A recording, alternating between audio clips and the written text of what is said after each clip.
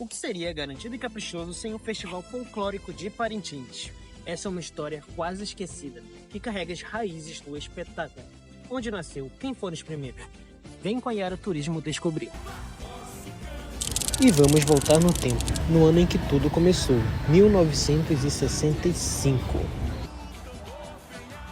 A gente vai tentar contar, assim, pelo tempo que nós já temos de festa, nós vamos tentar relembrar, né? Então, em 1965, nós tínhamos a Jaque Clube, um clube de futebol de campo, e foi fundado lá num prédio aí da Prelasia de Parintins. E já desde 60, 61, 62, em 65, os grupos folclóricos de Parintins estavam acabando, não tinha mais animação, por falta de apoio.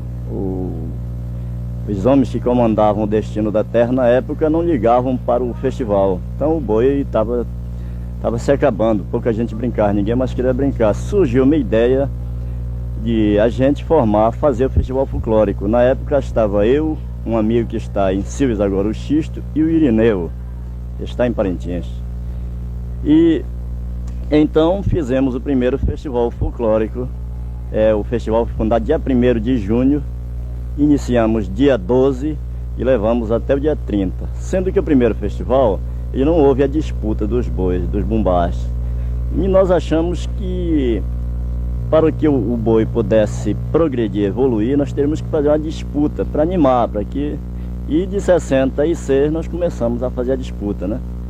Mas esse festival ele sofreu muita dificuldade, porque os grupos eles estavam de baixo, então financeiramente, e nós tínhamos que dar um apoio a eles. E a maneira de dar o apoio seria cobrando ingresso. Na época era mixaria, era só um tipo de colaboração do povo.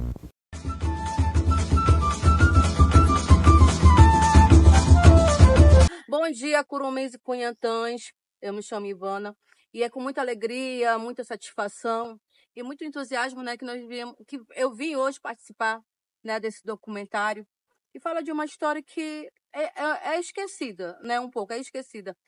E, ao mesmo tempo, exaltar, né, os personagens que fizeram parte, né, dessa história, que é a história do Festival Folclórico de Parintins.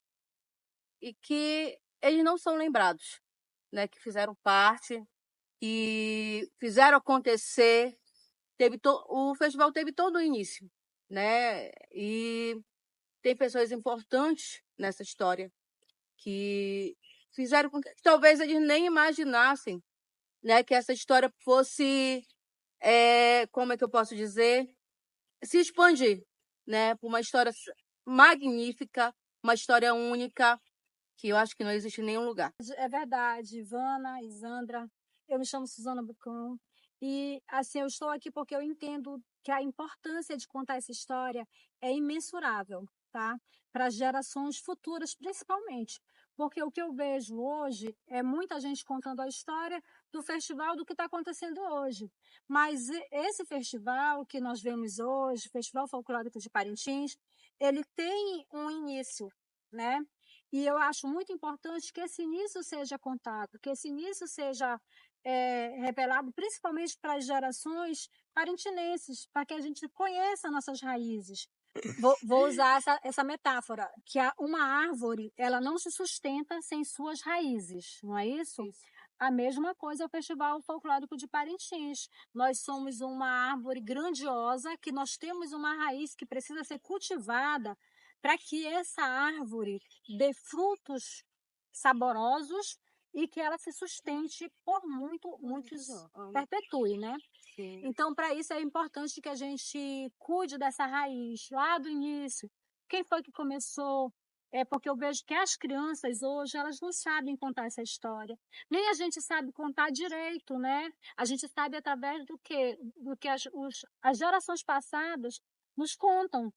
Então, essa é a importância de a gente estar aqui nesse momento, para que essa história seja dita, para que essa história seja replicada, não só para os parintinenses, mas também para todas as pessoas que vêm conhecer o Festival Folclórico. Então, o nosso Festival Folclórico de Parintins, ele é tão rico na sua história, na sua essência, porque foram feitas foi feito por pessoas simples, pessoas que amavam o folclore.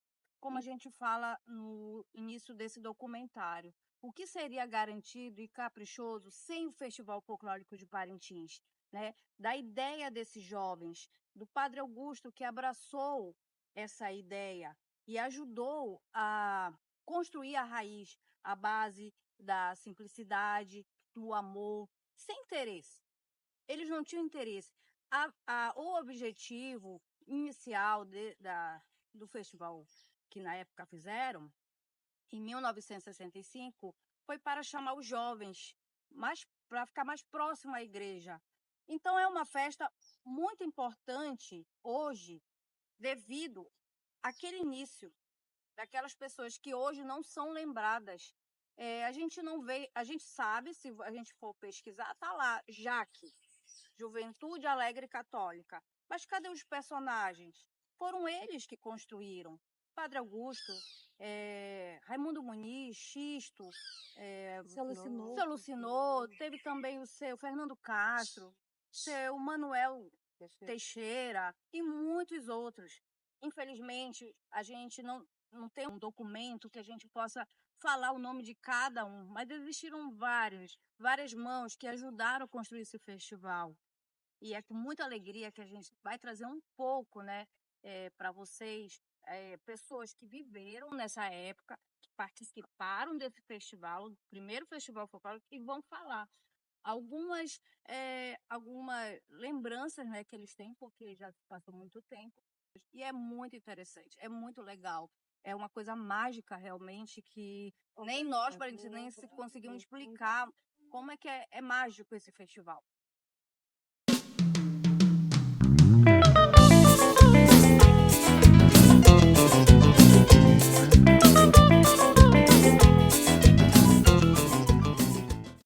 Então, este grupo Jaque, Juventude Alegre Católica, era um grupo de jovens católicos aqui da nossa diocese. Então, todo ano se formava uma quermesse no mês de junho, para a gente brincar durante as festas juninas.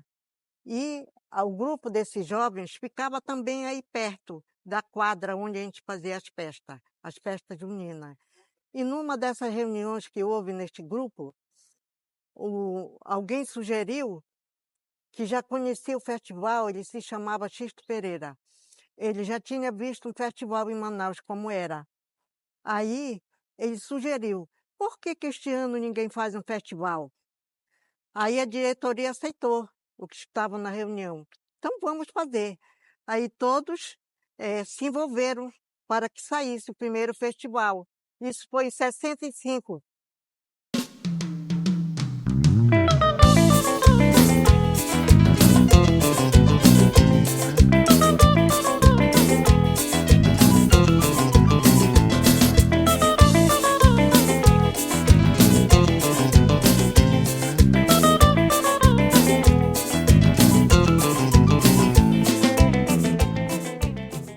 Nós tínhamos nós se reunia um clube, era Jaque. Jaque, era aí dos padres. Aí nós tínhamos um colega, ele já até faleceu. Nós tínhamos um colega, o nome dele era Xisto Pereira. Aí ele foi para Manaus, aí ele viu a ciranda lá, sabe? Aí ele estava para lá, aí quando ele chegou, lá na reunião que nós fazíamos dia de domingo, ele disse assim, Muniz, vamos fazer o festival. Aí o Muniz contou, vamos fazer o festival. Aí, quando chegou o mês de junho, aí era as quadrilhas, o boi ia para lá, mas não tinha esse negócio de alegoria, nadinha, né? Era numa quadra aí, do lado da catedral, atrás desses colégios, agora já é malharia, não sei o que lá, né? E assim foi fundado em 65 o primeiro festival, aqui na quadra, bem atrás da Lua Moça. Essa loja que fica aqui na Avenida Amazonas era um bar. E atrás a quadra. E do lado era a sala onde a Jaque fazia as reuniões.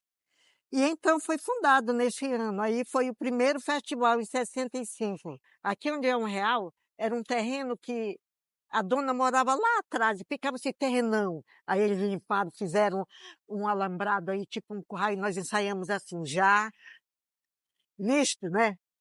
Ele foi uma quadrilha de 20 pares, 20 de cada lado e 20 do outro. Ai, foi muito legal.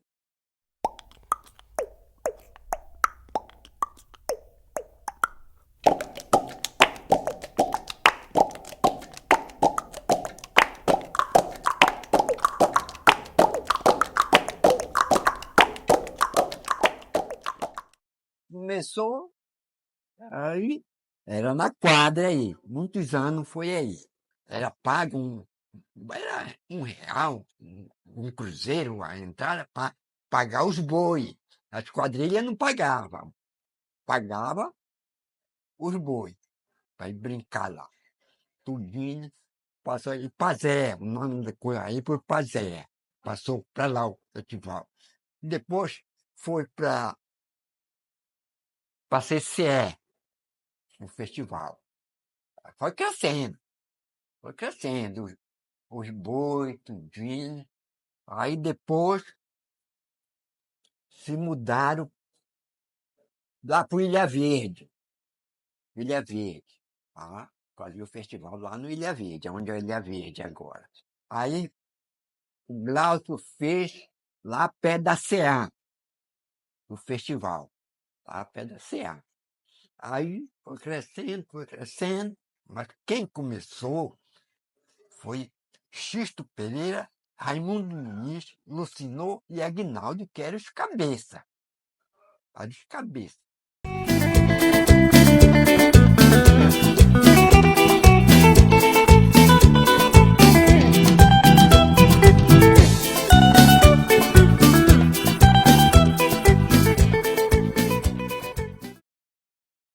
O Xisto veio de Manaus com uma ideia muito forte de tirar a juventude da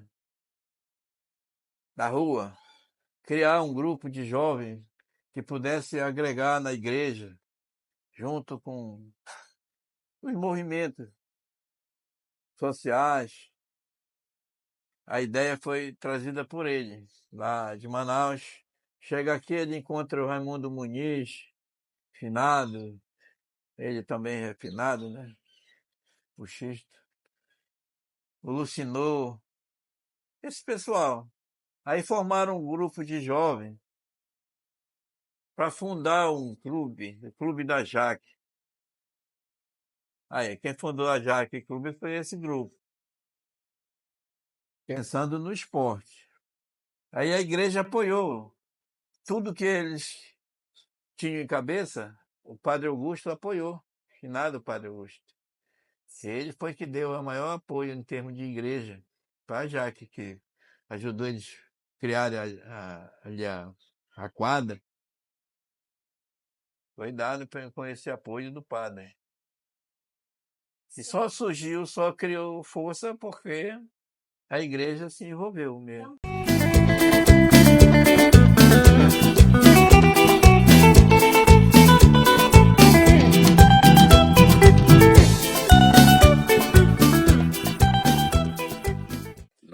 Nós nos tornamos presidente do festival em 1972. Aconteceu nesse ano o 7º festival, que era ainda na quadra da Catedral, e havia disputa, e muito disputado, dos bois, nas quadrilhas, a disputa nas quadrilhas, entre as quadrilhas naquela época, era bem acirrada. Eu me lembro dos cabras de Lampião, lá na Rua Amazonas, né? Aqui em cima tinha outra quadrilha, então era bem disputada e o público gostava, né? E os bois também sempre foi um movimento popular muito relevante. Os jurados dos bois sempre foram muito relevantes, né? E nós tivemos problema com jurados porque nós escolhíamos ilustres aqui da cidade e eles tinham suas paixões e expressaram em algum momento uma votação não guiada pela razão, né? E sim pelo coração. E nós começamos, então, a convidar os participantes do Projeto Rondon, que era da UERJ, né? A compor a mesa jogadora, né? E eles foram realmente, eu digo até, que os estudantes da UERJ, aqui participar do Projeto Rondon, eles foram as primeiras pessoas, os primeiros estrangeiros a participar do festival. E participavam como assistente, como jurado, e depois eles até começaram a figurar nos dois. Pelos 3 primeiros anos da nova administração, o festival aconteceu ali na quadra da Jaque da Catedral, aquela interna, ali do lado do Cine Teatro da Paz, né? Mas nós tivemos um desentendimento com o Fábio, que na época era o meu querido e saudoso Padre Silvio, né?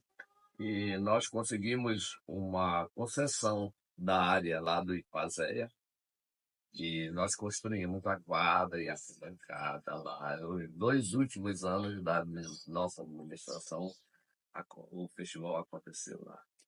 E você pode relatar qual foi o motivo da discordância lá com o Padre Silvio? Os custos. E para ser sincero, ele tinha razão, né? Ele pagava as contas, tinham criado a quadra, mantinham a quadra, né? A energia elétrica, né? E nós só queríamos saber da renda, né? Então, nunca, no seu período, pelo menos, vocês nunca repassavam nada para a igreja. Nós, financeiramente, não, porque nós tínhamos custo com O grupo, a Jaque, né? Então, o lucro, praticamente a renda, tudo era para o grupo da Jaque. Aí não tinha renda para a igreja. Não tinha E aí renda pra igreja. o Padre Silvio foi lá, tipo E assim, ele questionou porque tinha custo e ele tinha razão, né? Então, nós achamos que se nós saíssemos de lá, ainda assim, seria financeiramente sustentável a coisa, né? Muito de jovem, tá? Hoje eu não tomaria mais aquela atitude. Depois, quando a gente saiu da Jaque, que a sede era lá numa daquelas salas, que hoje são aqueles boxes lá, né? A gente, tudo foi lá para casa do ministro. Até o armário tudo foi tinha um armário que tinha um, um estante para cada atleta e tal. Tudo mudou para lá, documentação, centralizou Mas lá. Ela passou a ser a sede da Jaque. O festival ele ganhou tanta importância que os políticos viram no festival uma política de projetarem e tal, porque a Jaque ela foi tirada do contexto, né? Hoje não se sabe da participação da Jaque, do período que ela executou o festival, por exemplo, todos os itens que hoje de julgamento e todo toda a enredo, construção, a né? construção do festival foram criados no período da Jaque. Mas assim, mano, tu gostaria de ter que a Jaque fosse reconhecida? Não, eu acho que tem que ser reconhecida, né? Porque são fatos que você não tem como mudar, né? Sim. Você podem até não incluir o nome da Jaque, mas são fatos que não foi nem o prefeito e nem o vereador que começou o festival, nem o governador, né? Quem realmente começou o festival foi a Jaque, e construiu o festival foi a Jaque. Eu acho que esse é um fato que você não tem como negar, né?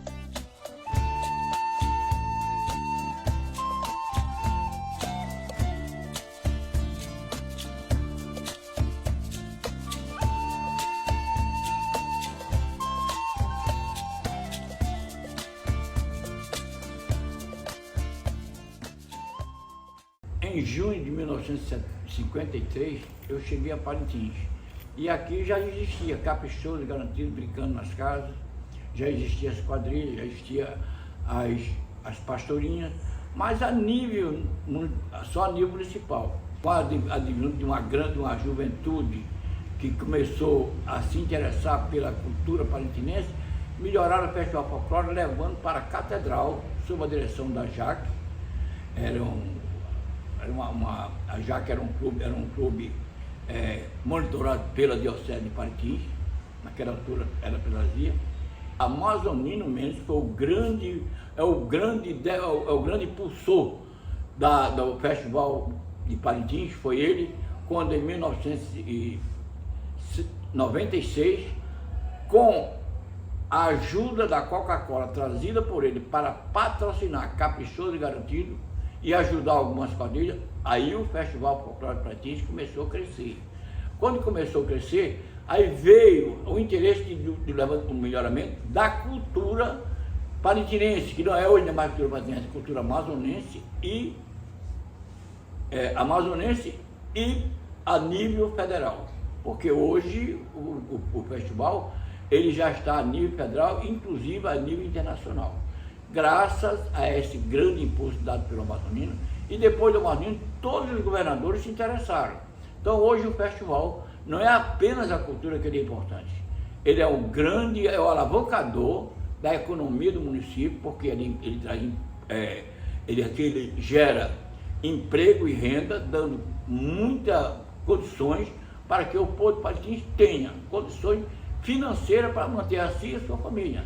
Então veja bem, Parintins quase Parintins tem muitos artistas, e esses artistas hoje já saíram de Parintins, já estão jogando a nossa cultura no Rio de Janeiro, São Paulo, Paraná e Santa Catarina. Hoje o Festival de Parintins cresceu demais como? Mostrando a nossa cultura, mostrando os nossos antepassados, sempre baseado nas culturas indígenas, através de lendas, e isso aqui é uma maravilha. Este ano na minha casa vieram 8 professores universitários da Universidade Federal da Paraíba para assistir o festival. Quer dizer, o festival está pegando o Brasil inteiro. Então, mas além da cultura, o grande legado que eu acho que o festival deixou foi o interesse do pessoal crescer. Hoje nós temos Parintins, hoje nossa cidade já quase a nível 3º grau, e isso tudo o festival vem tendo importância, muita importância. E basta dizer que não tem mais hoje, quem não tem a sua casinha aqui, que aluga a sua casa, outros têm as suas residências já tornadas em pequenos hotéis para atender o pessoal que vem de fora. Ele iniciou na Jaque, com ainda o grande mentor disso foi, não sei se lembra, Padre Augusto. Padre Augusto foi o grande mentor, foi quem cedeu as dependências da Jaque para fazer. Veio para o Estado já na administração do Raimundo Reis, já se agigantando. Veio o Glaucio, ele aumentou um pouquinho, e depois agora nos últimos anos com Enéas e com o Bi, foi a grande alavancada, porque tivemos governadores que tiveram interesse. Eu fui presidente de Caprichoso em 1982 e 83. Naquele tempo não existia presidente, era padrinho. Então eu fui padrinho do Boi de 2 anos. E em 93 foi a primeira vez que o Boi passou a ser dirigido por presidente, deixou de ser. E eu tive a felicidade e a alegria de ser o primeiro presidente do Boi Caprichoso.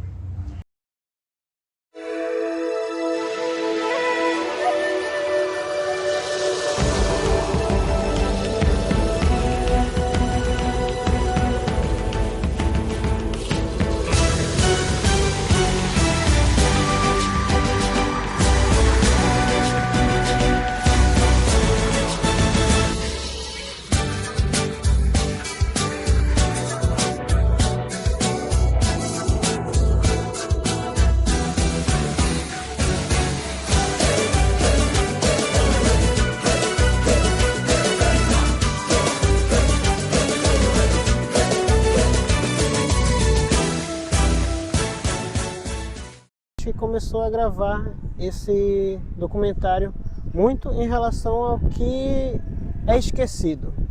E assim como a maioria dos jovens e a maioria dos parintinenses também, eu posso afirmar que com certeza eles não têm noção de como foi que realmente surgiu. Que começou lá no Clube da Jaque, com o Xisto Pereira, o Lucinô e o Raimundo Muniz, também com o Padre Augusto. Então essa história é muito esquecida. E quando a gente estava gravando esse documentário, que eu fui atrás das entrevistas, a gente percebe que o festival ele ficou muito focado na história do Caprichoso, na história do Garantido, sendo que não foi onde surgiu, não é como começou realmente. E as pessoas esquecem que tudo por trás tem uma história. Apesar, é claro, de os bois já existirem, antes mesmo do festival começar, eles não foram aqueles que se reuniram e falaram, bora fazer um festival. Não foi assim. Foi um grupo da Jaque, da Igreja Católica, que começou tudo, que decidiu ter essa iniciativa. E é através disso que a gente percebe como algumas histórias são contadas de forma errônea. A partir das entrevistas que a gente foi atrás, que são pessoas que viveram, são personagens que estiveram lá no início do festival, eles contam fielmente como tudo aconteceu. Que tudo foi a partir da ideia do Xisto Pereira, que numa reunião falou sobre o festival de Manaus e que a partir disso teve a ideia de juntar as quadrilhas e também os bois que já existiam na cidade e fazer uma festa, o festival. Nós queremos agradecer às pessoas que cederam seu tempo para fazer entrevistas com a gente, que foi a dona Raimunda, o seu Caromba, o seu Emanuel, o seu Geraldo Medeiros, que fizeram parte da entrevista e contaram seus relatos da época que viveram. Esse período, né, do início do festival. Também agradecer a Ivana, a Suzana, que também tiraram um tempinho para vir aqui e também dar seu depoimento. Agradecer o Paulo Bucão, que cedeu aqui a Vila Bucão, né, para essa filmagem. Muito obrigada a todos. Esse documentário é um documentário simples, mas foi feito assim com a intenção de realmente chamar a atenção, né, para que outras pessoas, historiadores mesmo, um dia venham e contem melhor essa história do que a gente apresentou aqui. Isso aqui só é uma faísca, né, dessa história linda que nós temos, que ainda não temos isso documentado realmente.